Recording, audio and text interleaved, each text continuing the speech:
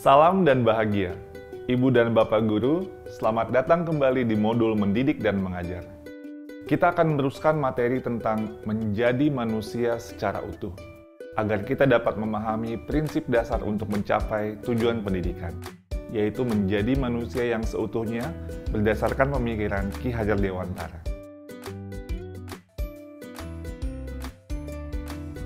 Manusia sebagai makhluk ciptaan Tuhan Yang Maha Esa memiliki dua bagian utama pada tubuhnya, yaitu badan jasmani atau lahir dan badan rohani atau batin. Atas karunia Tuhan Yang Maha Esa pula, manusia memiliki akal yang digunakan untuk berpikir, untuk merasa, dan berkarya.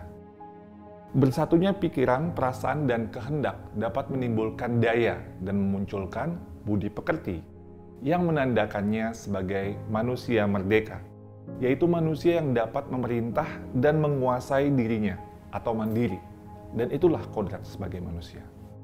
Sehingga agar manusia mengetahui kebutuhan lahir dan batinnya sendiri, kita sebagai pendidik dapat membantu murid untuk memenuhi kebutuhan keduanya agar mencapai keseimbangan dalam menjalani kehidupan.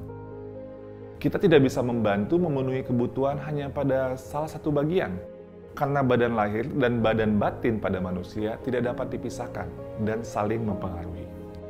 Maka pendidikan atau tuntunan seyogyanya mampu memberikan didikan lahir dan didikan batin kepada para murid agar terpenuhi kebutuhan kehidupan dan penghidupannya.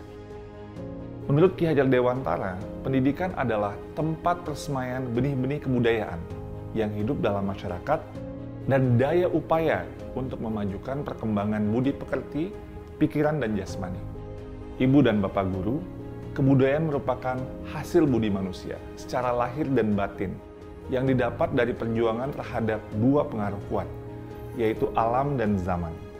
Pengembangan budi pekerti berupa olah pikiran atau olah cipta, olah rasa atau menghaluskan perasaan atau karakter, olah karsa atau menguatkan kemauan, dan olahraga atau menyehatkan jasmani adalah sebuah bentuk pendidikan yang holistik yang akan menuntun bagaimana murid dapat tumbuh kembang secara baik.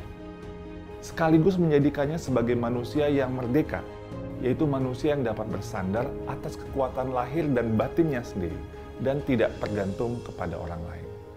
Dengan demikian, memandang murid sebagai manusia secara utuh harus menjadi dasar kita sebagai pendidik dalam mendampingi murid-murid menentukan tujuan belajar, merencanakan pembelajaran sesuai dengan kebutuhan murid, baik lahir maupun batin, yang akan membantu murid-murid kita mengembangkan kekuatan lahir dan batinnya.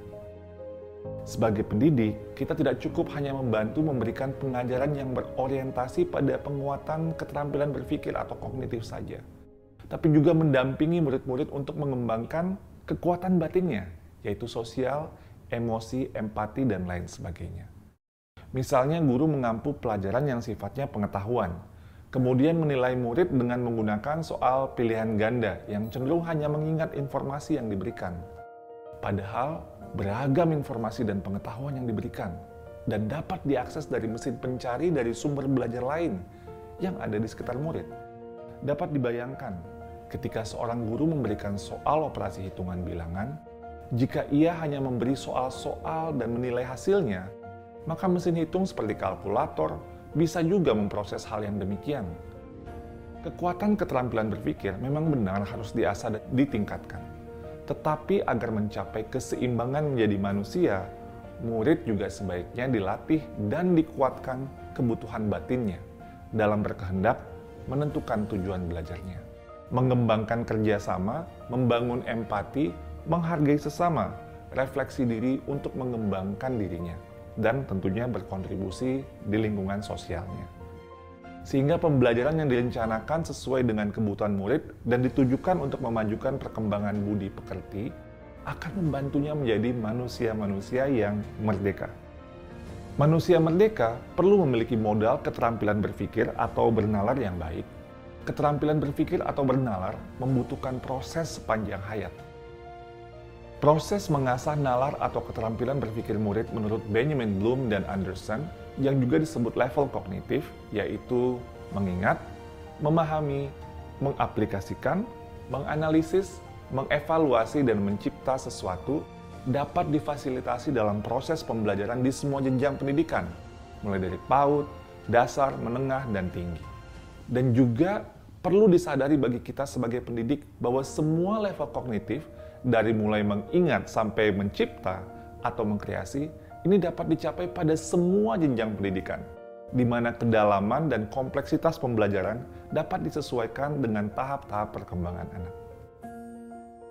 Beberapa ahli berpendapat proses pembelajaran kepada murid tidak harus dimulai pada tingkat kognitif atau keterampilan berpikir yang mengingat, tapi dapat juga diterapkan pembelajaran yang terintegrasi dengan urutan level kognitif atau keterampilan berpikir yang cocok digunakan dalam pembelajaran.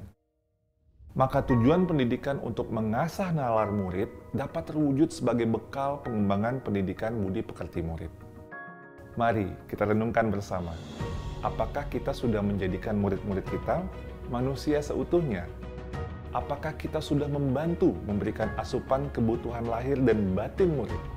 Dan bagaimana cara kita mendampingi untuk mengasah keterampilan bernalar murid dengan sebaik-baiknya? Salam dan bahagia. Ibu dan Bapak Guru, hebat!